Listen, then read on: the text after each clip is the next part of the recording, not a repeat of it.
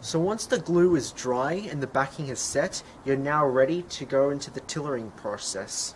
Now, tillering is an important thing in making a bow because it evens out What I like to do before I start my tillering is I like to shape the handle down just a bit, just so it makes it the bow easier to tiller.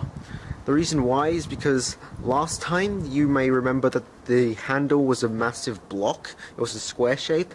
Now after using the spoke shave and the rasp, I've now rounded it off like this. What it does is just creates less resistance. Now we start the tillering process.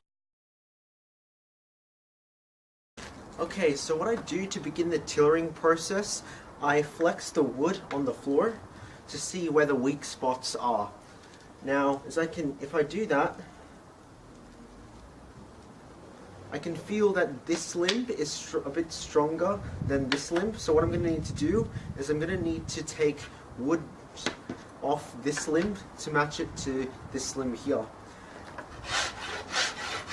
What I'm doing is I'm slowly rasping the wood, and at the same time I'm also counting how many strokes I do with the rasp. And at the same time, I'm also assessing the tillering as I go along. So now I can feel this limb is a lot stronger now.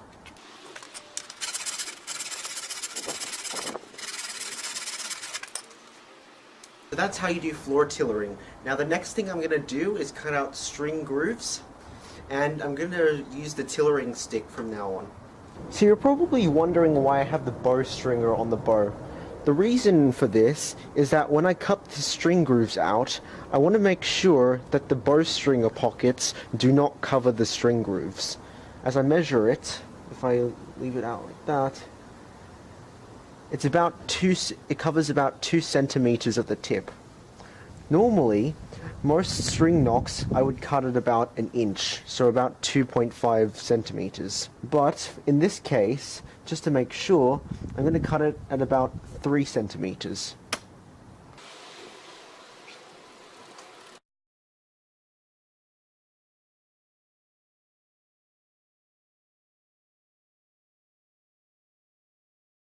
This is a tillering stick. It's basically a block of wood with some knocks set at 5 centimeters apart. A tillering stick has 2 functions. The first function, it is used to exercise the limbs so that they get used to being bent. The second function, which is the most important function, is to examine how evenly the limbs are bending. A perfectly tillered bow should resemble a shape of an arc. The limbs on the bow should be balanced with no stiff or weak areas in the wood. I'm aiming for a bow to pull 35 pounds at 26 inches.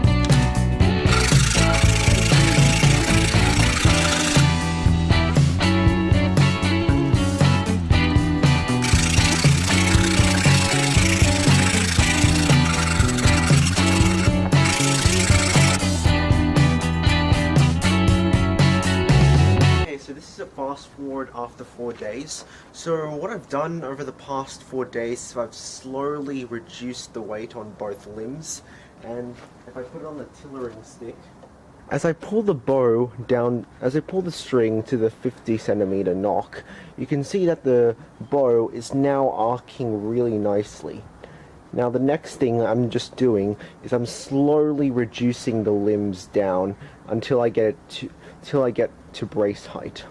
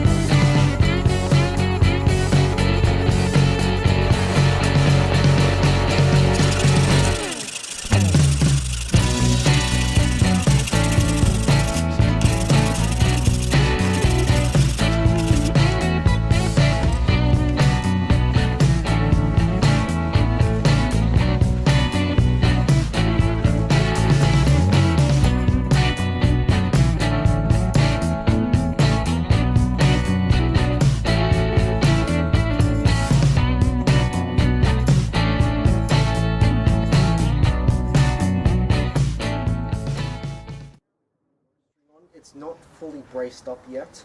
So what we're going to do next is use this string to keep on tillering.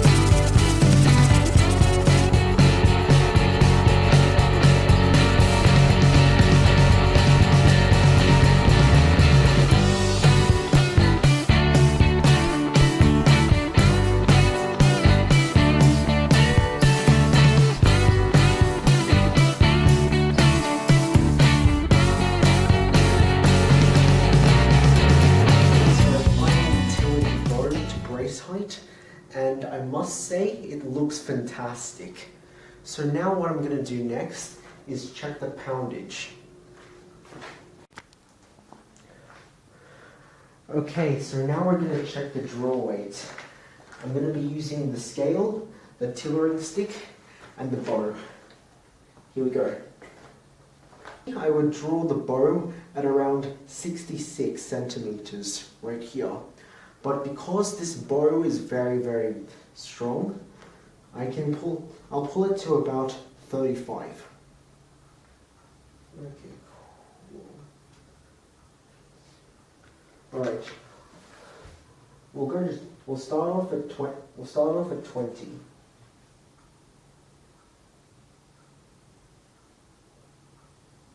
Six kilograms at 6.3.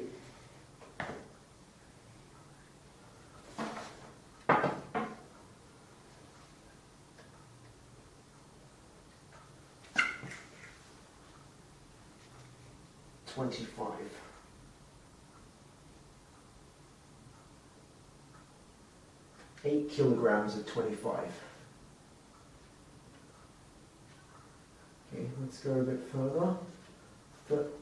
30. Whoops.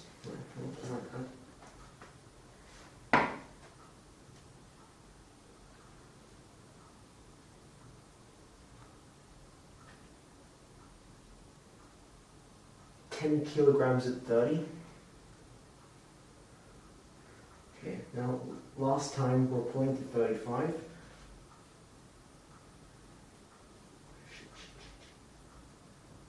$13 kilograms.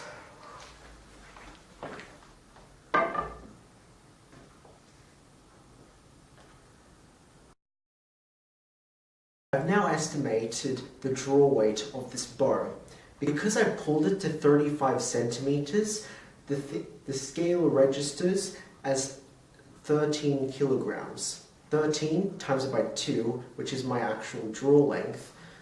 It is now 20. This bow is estimated to be 26 kilograms. This means I only tilted it just a bit. So 57's okay for hunting bows, but I'm going to be using this just for leisure activities, but it will do. But 57's a good draw weight.